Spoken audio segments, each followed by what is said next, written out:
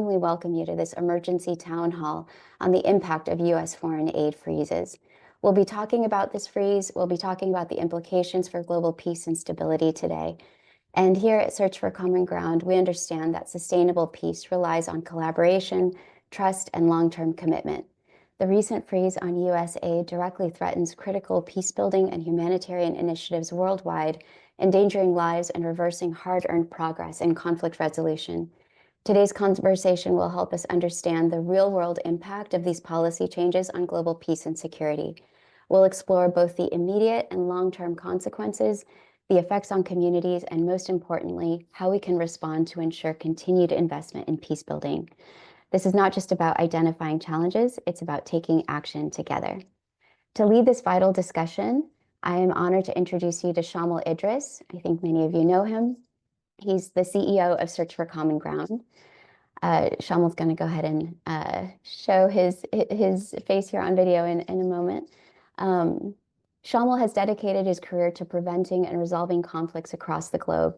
Under his leadership, Search for Common Ground has pioneered innovative approaches to fostering dialogue, bridging divides, and advancing sustainable peace efforts. His extensive experience engaging with governments, civil society, and local communities gives him a unique perspective on the stakes involved and the actions we can take.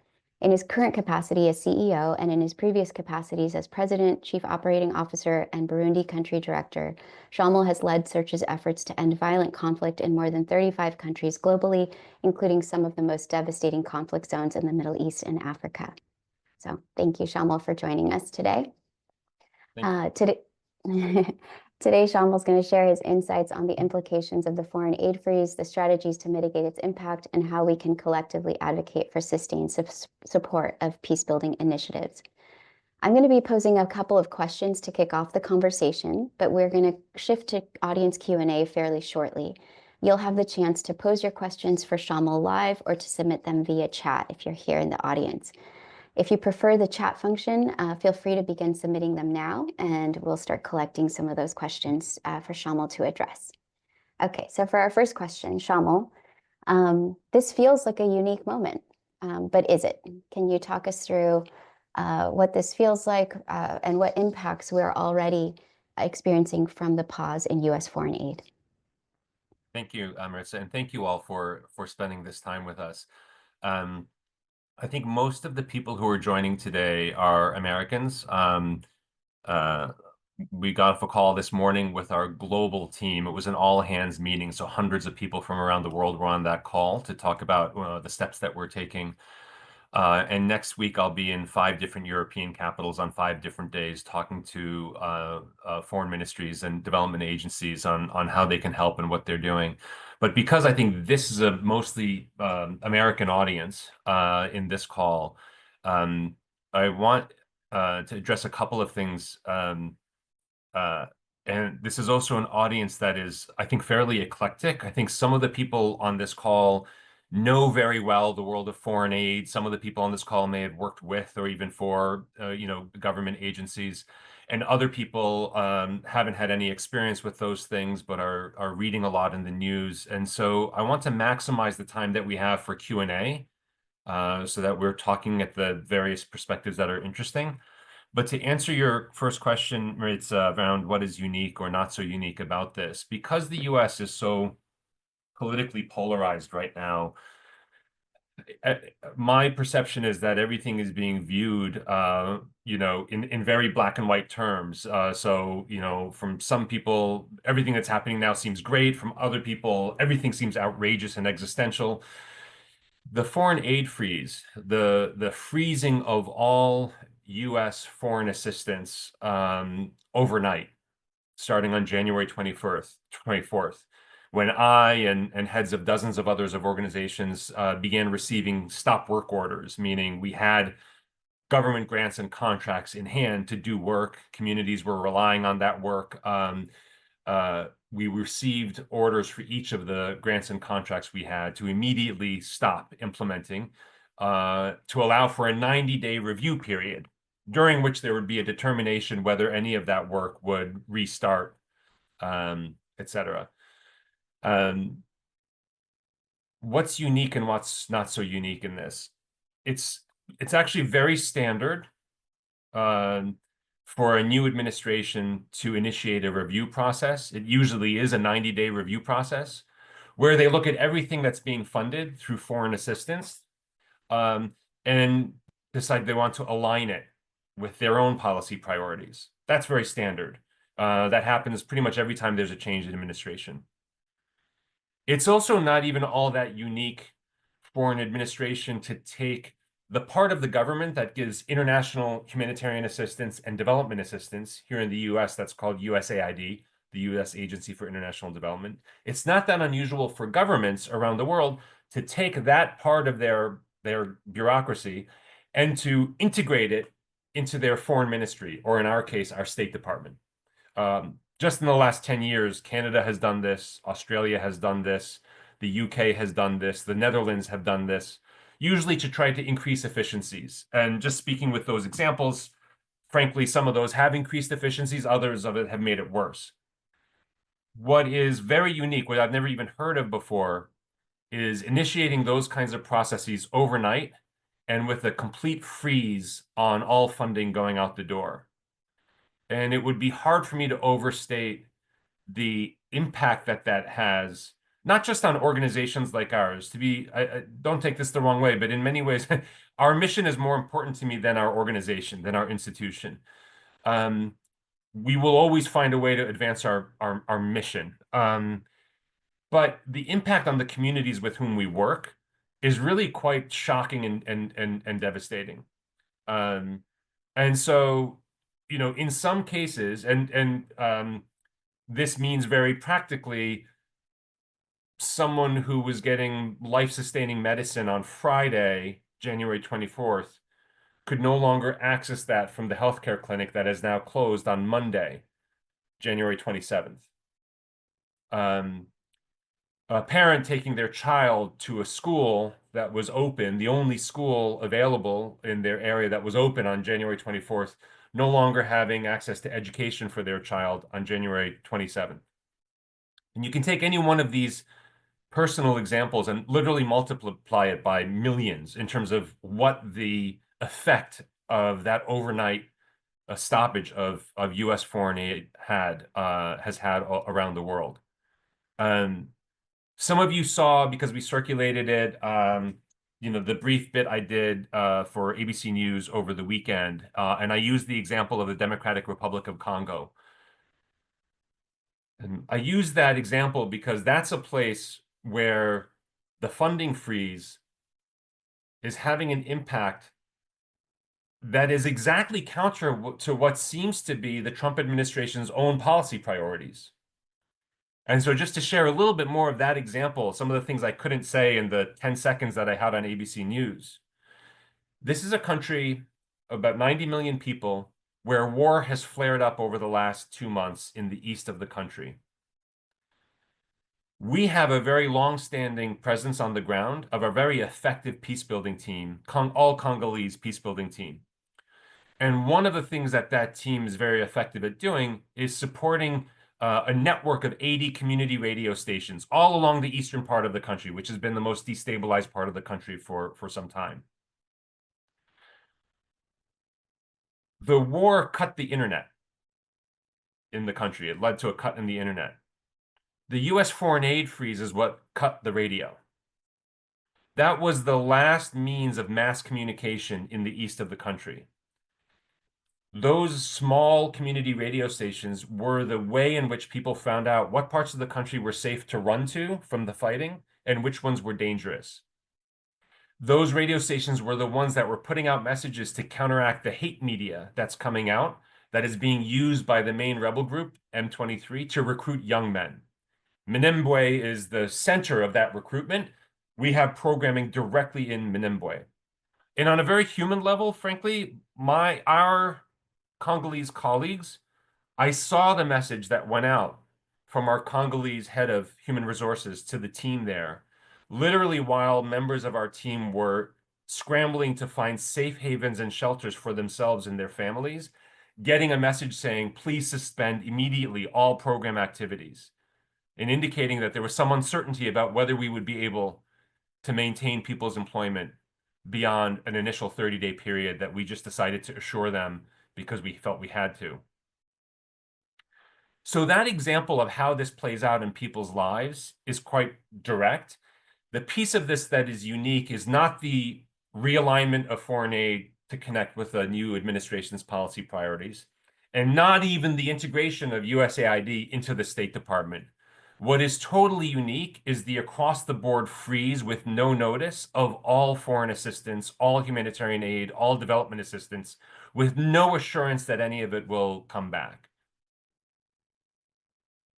Thank you, Shamil. Yeah, that's incredibly helpful to put some of that into perspective. And you know, it's clear that for those directly impacted folks, the people that got the notice to stop work, or the people directly reliant on the services that paused, we understand that impact. That's a little easier to frame. But could you talk us through the implications of what this means on a much larger scale, not just with our work pausing, but work of so many of our collaborative partners and other agencies that are doing incredible work throughout the world?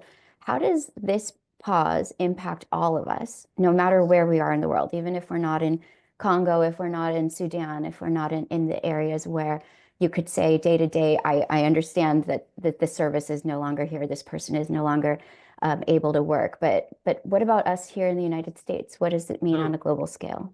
I think there's a broader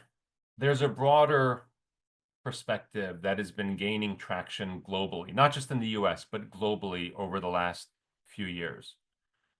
It is a very unilateral, sort of my way or the highway, force makes right kind of thinking. And we're seeing this fuel increased levels of violent conflict over the last 2 decades.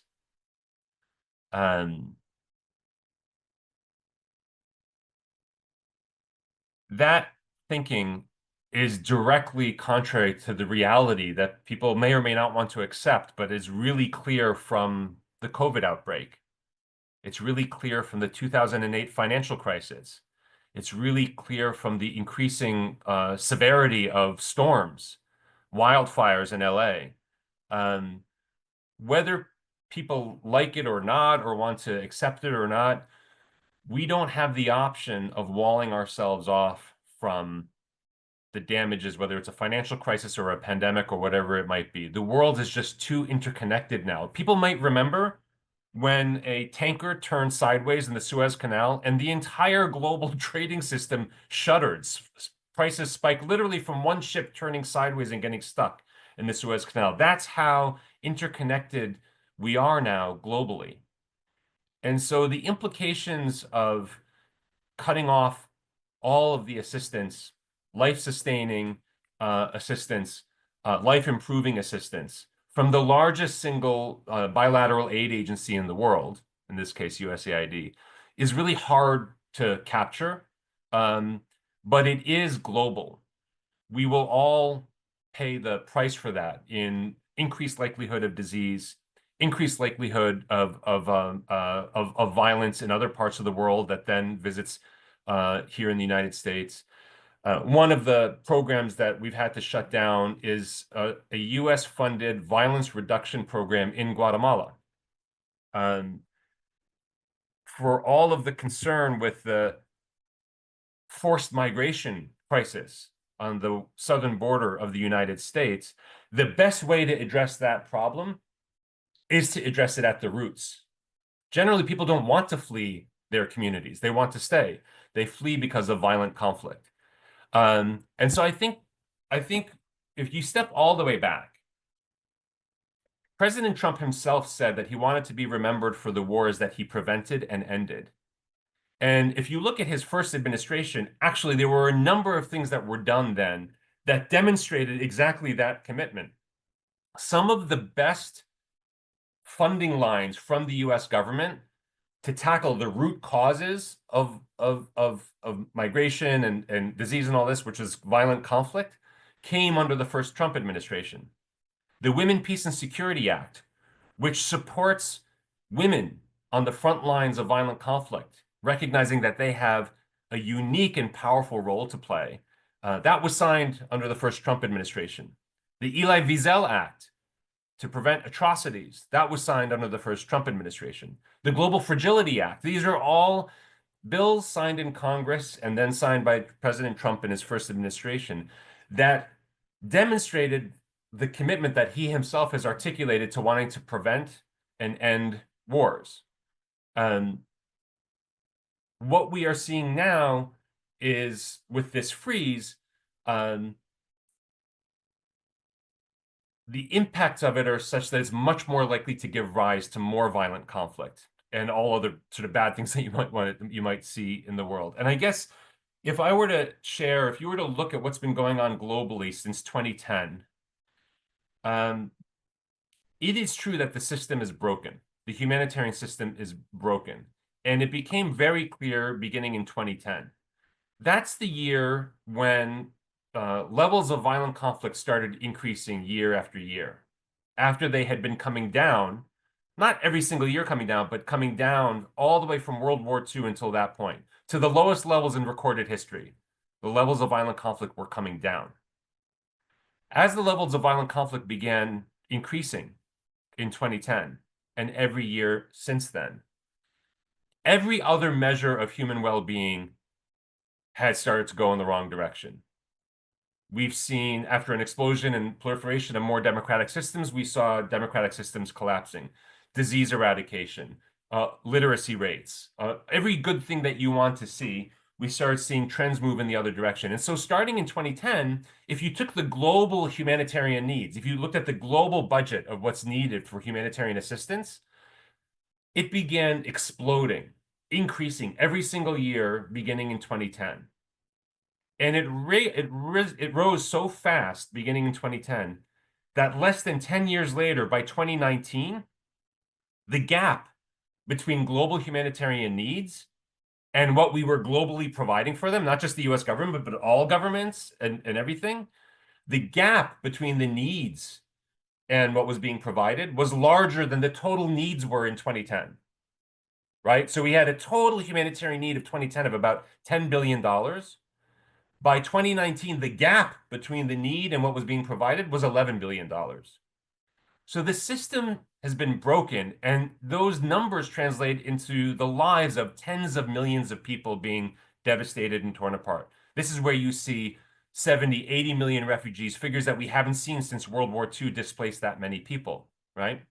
So if you want to tackle that problem, you really need to move from just providing band-aids to addressing it at the root, preventing violent conflict, addressing the climate crisis, the things that are fueling that kind of instability to begin with. What this foreign aid freeze does is just stop providing band-aids, which increases the likelihood of infection. So I would say, yes, we need to get ahead of all of these humanitarian needs. We need to be investing in prevention, but a pathway to that is not to stop providing even the humanitarian response, the medicine, the shelter, et cetera, that people need in order to address the impact of all of this instability. And so there isn't a country in the world that does this purely out of charity. No government in the world that does this purely out of charitable purposes. And even if they do, every government tends to prioritize which are the regions that we're most concerned about. I once had a Nigerian minister tell me, you know what, if we demonstrate that we can prevent violent extremists from emerging from our country, the Americans will help cover that cost. If we demonstrate that we can prevent people from wanting to immigrate because we can stabilize things, the Europeans will help us pay for that. Okay, that might sound cynical, but he was very practical. He said, you know, that's how we get some help to try to address these big problems. It's very standard for governments to prioritize those things. They don't do it just globally and out of just pure compassion. It's always aligned with how any government sees its interests. There is no government in the history of the world that has more global interests, more globalized trading partners than the United States does today. And so that is why the US government has traditionally, whether it was a Republican or a Democratic administration, invested in some of these things. And so the impact of all of this already is, but definitely will be very direct for Americans and not just for the people in the countries affected. Yeah, I'm seeing a lot of really good questions show up, and although I had a different question planned, I think there's actually two that dovetail off of what you're saying, and sort of, you know, I can see from the questions that there's a lot of people in the room who are keeping up with this, and are wanting to build an argument that is in support of how do we build a sustainable solution here. And so I'm going to read you these two questions that are slightly different, but I think dovetail off of what you're saying. So the first one is from Kate.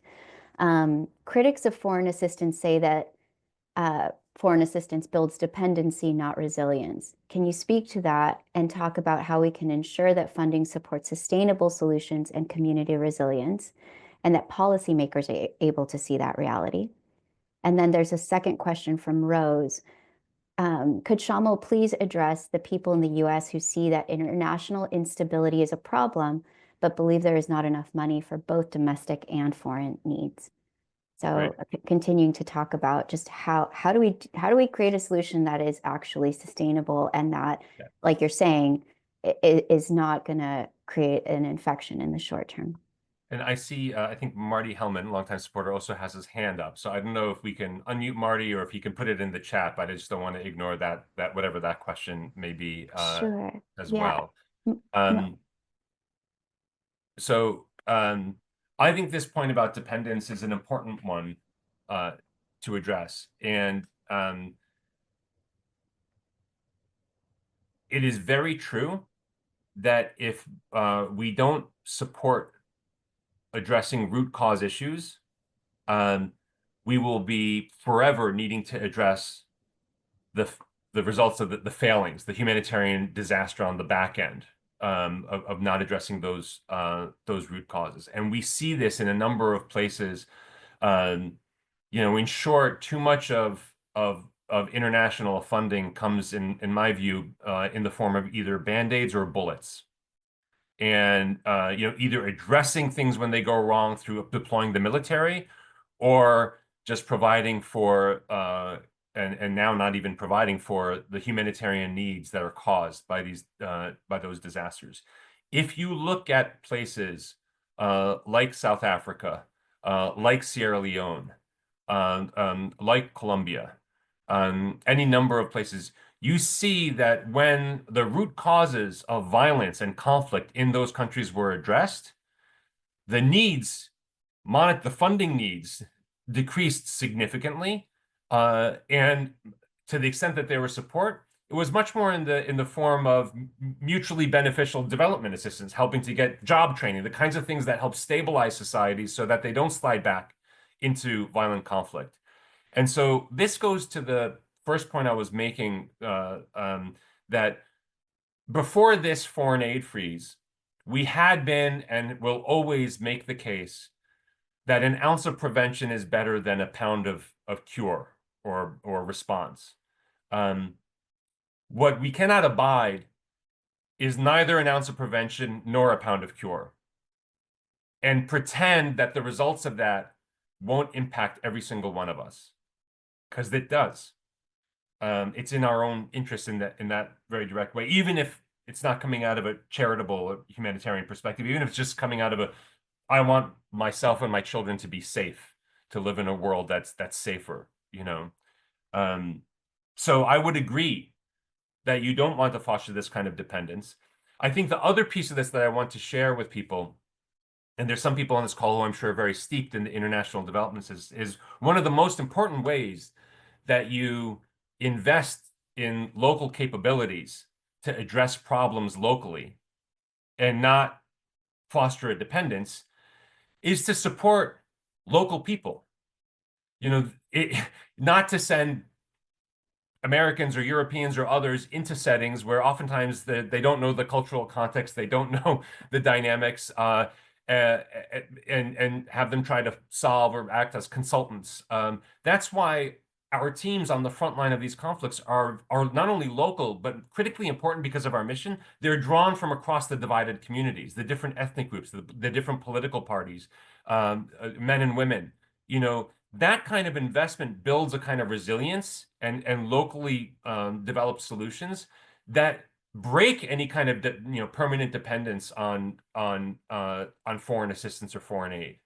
So those are the two things I would say on that front. I think this might not be a very popular perspective. I want to be frank on the second question. I think when any organization becomes dependent on any government without building a sufficient constituency among the population in that country for what it's doing, we run the real risk of not having that support ending and not having any support returning. People will see that the Trump administration froze two things, one of which they reversed almost immediately, the other of which the foreign aid freeze is still in place. So they instituted the foreign aid freeze and cut all funding to international needs, right? They also they froze all funding for domestic grants and programs that went to people's schools and went to healthcare clinics and went to all kinds of things domestically. And the blowback from that, from Republican and Democratic constituencies alike, was so immediate and so severe that they stepped back from it. Now, some of those, I don't want to overstate it, some of those domestic funds still haven't been freed up, but there's a quick reversal there. That reversal hasn't happened on the foreign aid side of it. And I think the second person's question really goes to what is needed, regardless of whether we have the Trump administration, the Biden administration, or the whatever administration might come. We need to be able to help Americans understand why this kind of investment is so vitally important. Now, if you ask Americans, and this is well documented, how much money do you think goes out of $1 that you spend on taxes? How much of it do you think goes to foreign assistance? Americans will say 25 cents.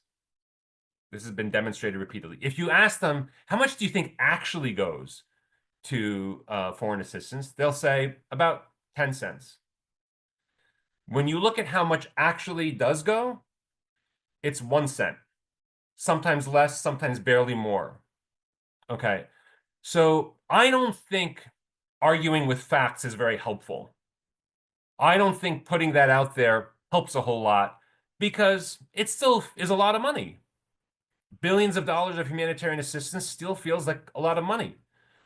I think when we step back and we look at how much are we putting, for instance, into the military to try to respond, again, the bombs and bullets approach, versus violence prevention and development assistance and the kind of things that prevents these things in the first place, there's such a huge gap. And it is very telling to me that among our most ardent supporters, if you visit any of our programs around the world, I'm struck. I remember in Niger, where our team played the lead role in helping to reintegrate over 1,000 fighters from Boko Haram who had been arrested, the violent extremist group, and worked with the police, the prison authority, the Boko Haram former fighters, and the local communities to facilitate their reintegration.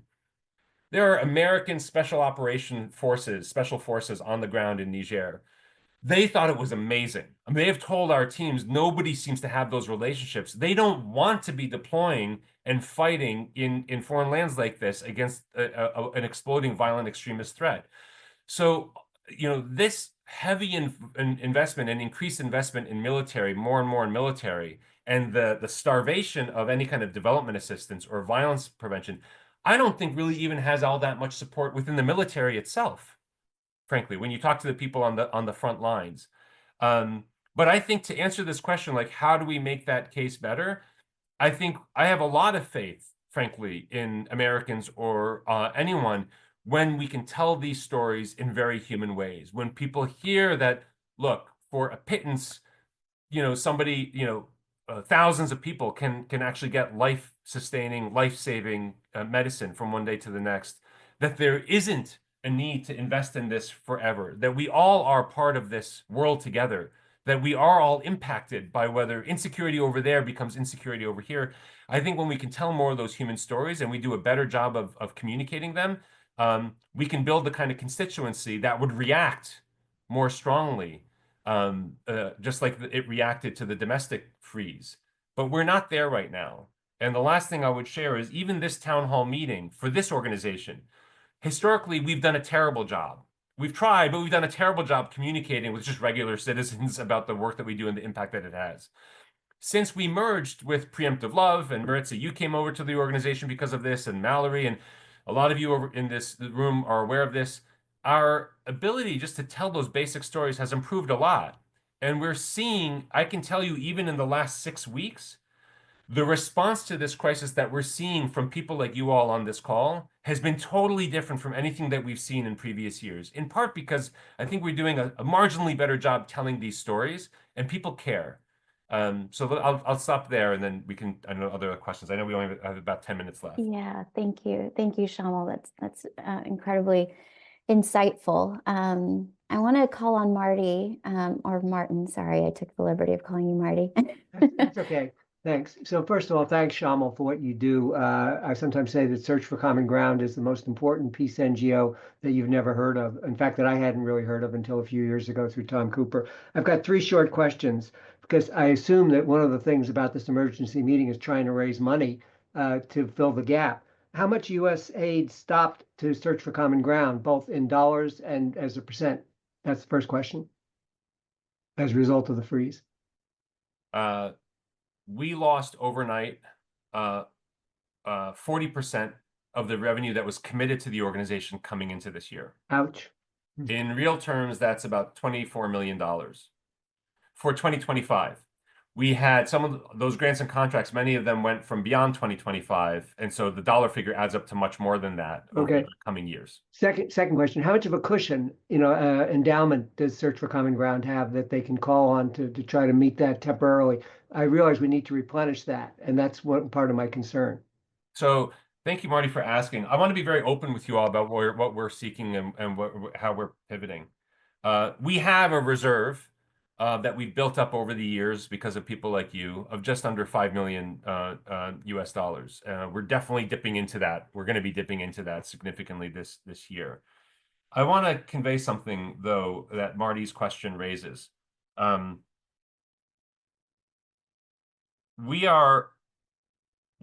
don't see this as just as a policy shift to be ridden out and then to rebound back to where we were before. I think that this is the latest indicator of a bigger paradigm shift globally towards a much more unilateral way of dealing with conflict and a more isolationist perspective. And I think it's going to play out not just here in the United States, but in many other countries, including other countries that support this work. And so what that means is that our solution to this cannot just be to fill gaps or try to build a bridge until this money comes back. Even if it were to come back, even if that were to be possible, I don't think that is the best place to land for this organization going forward.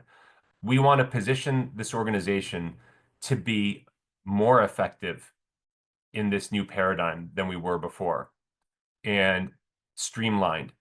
What I mean by that, there's not enough time to get into this now, but we had started identifying about 2 years ago, some trends that concerned us, of which this funding freeze is just the latest and most disruptive example.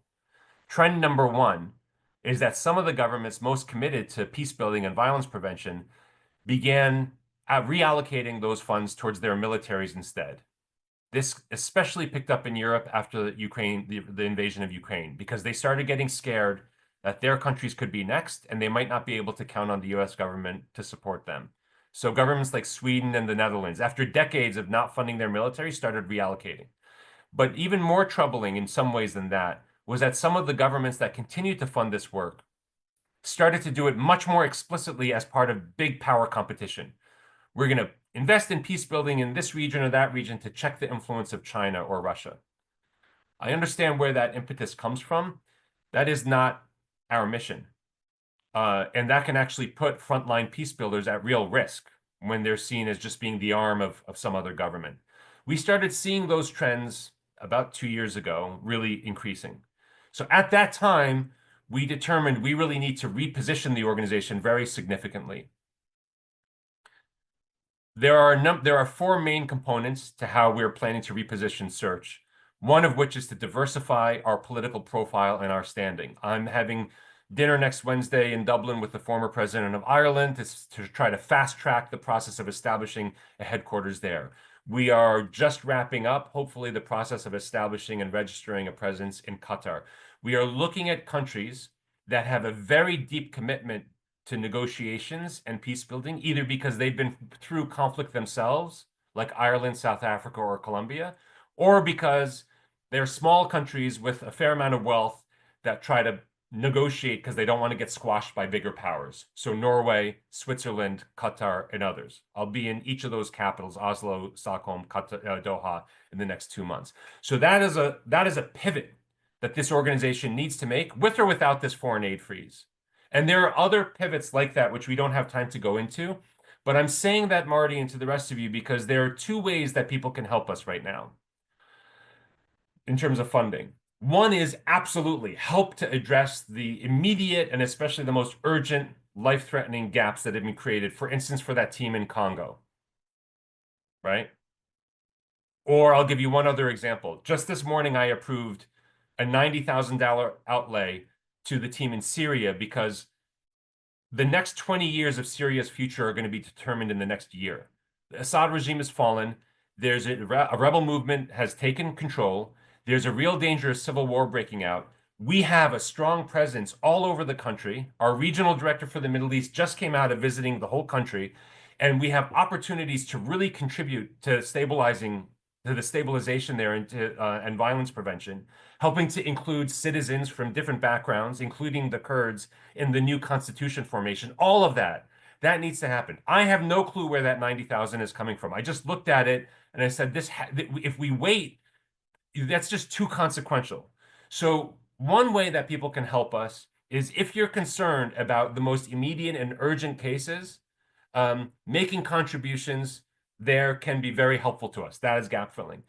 If you're interested in the broader pivot that we're making so that this organization can be better positioned to be even more effective in a global paradigm of increased conflict, instability, and power politics, where our mission is both more important but also more dangerous to advance, those are the investments that we're trying to raise from foundations and others. In terms of the dollar figures, Marty, we are looking for $5 million a year this year and next year to help address the most urgent needs and to fuel that pivot.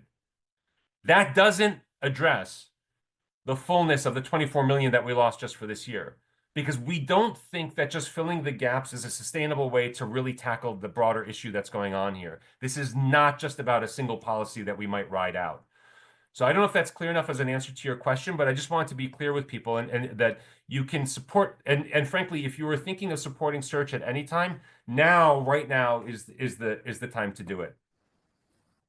Thank you, Shamil. Thank you. And thank you, Martin, for the questions.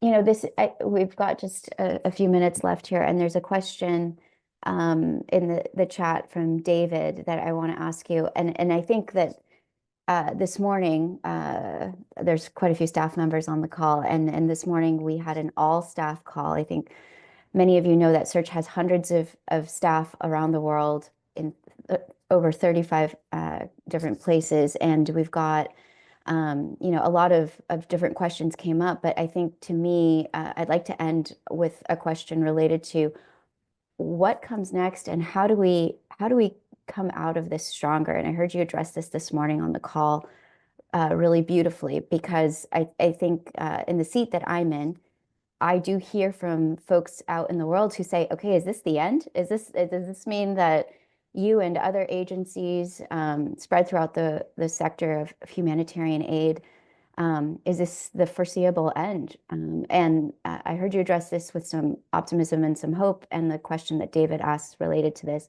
In the best case scenario, where certain funding for specific programs is restored, can they be restarted? So what happens in the best case scenario going forward? So, look, this is not just a throw line. It is the truth that sometimes you need to break down to have a breakthrough. It's the truth that sometimes the most innovative and new and creative solutions come when the old system collapses. What is heartbreaking and somewhat infuriating is that the human cost of breakdown on something like this is incalculable. You're talking about tens, maybe even hundreds of millions of lives. I'm not just talking about the U.S. foreign aid freeze. I'm talking about certainly that and what it signals more broadly. We are seeing a mobilization of efforts in response to this that I'm hopeful about. We have had an offer just this morning, just before I got on this call, from one of the European governments I'm going to be visiting next week to convene the chief humanitarian liaisons for all EU countries to meet with us and a handful of others to address how they can most help. And I don't mean to get overly technical about this, but as an example, almost none of our programming is funded just by the US government. Most of it is a mix. There's a lot of burden sharing, lest Americans think that we're over-reliant, When you get funding from other governments, oftentimes it comes in the form of a cost share. So the European Union will say, we'll give you 85% of what you need. You need to get 15% from someone else. In some cases, that 15% was coming from US government funds that have now been frozen. So one very basic and what I think should be an easy ask of other donors is lift these restrictions. Just don't have us lose that funding too, just because now we're having to deal with the US government drops. There are other ways that governments can step up. We are seeing the beginnings of that mobilization from governments and from regular citizens. I urge people to mobilize on this issue, ideally not in a way that is pure black and white, wherever your political leanings are on the Trump administration. We are not being particularly, and some people are mad at us for this. We're not making ourselves a really big case that US aid shouldn't be integrated into the State Department, or it should be, because like I said, we've seen that in multiple other countries in the last 10 years alone. We've seen it done well, we've seen it done horribly. The bigger issue for any US administration is three things when you think about foreign aid. Can you respond to crises that are important to your people and your country? Do you have the means to distribute funds and other resources to people on the front lines who are best positioned to deal with that issue? And do you have competent people in place to administer all of that? That's what we're advocating very publicly about. And that is not an anti-Trump administration mission or anti-Biden administration. That's just the basic. When we're on Capitol Hill, talking to Republicans and Democrats of all backgrounds and from the far, far right to the far, far left, those are our three messages that we think are very unifying and legit. I urge people to share that kind of messaging with your own congressmen and senators. I urge you to step up. If you're involved in other organizations and not Search, won't begrudge you for supporting them, but now is the time to support organizations to make these kinds of pivots and to address the needs that have been suddenly made so explicit and severe. Thank you so much. I can't believe we're at time, but we are at time. So first of all, I just want to thank everybody in the room. Thank you so much, Shamil, for your insights and for reminding us why this work is so vital. Thank you to everyone in the room who made time and who continues to care so deeply about the challenges that we are facing. Each of us has a role to play in ensuring that peace-building efforts continue despite uncertainty, and I am grateful that you all are here. In the chat, Rebecca asked how to connect with the human stories that came up today. And so as a follow-up to everyone who registered, we're going to be sending out this video recording and actually a link to some voices of peace from throughout our work. We ask you to please share these and please connect people with us. As you heard Shamil say, we have really never needed your support and the support of new community members more. As a small way to express our gratitude to all of you for joining us today, on your screen, you'll also see a discount code for 15% off and a link to our Search for Common Ground shop. All the revenue there goes to Search, and you'll be able to find beautiful artisan-made items that help empower individuals and communities experiencing conflict. We will be hosting follow-up discussions throughout the year. So if you enjoyed today, I know I certainly learned some really great insights. We'll be setting up a follow-up email. Please don't hesitate to give us your feedback and let us know what you'd like to hear more about. And once again, thank you all so much for joining us. We're honored by your presence and by your commitment to peace. Let's continue building peace together. Thank you so much.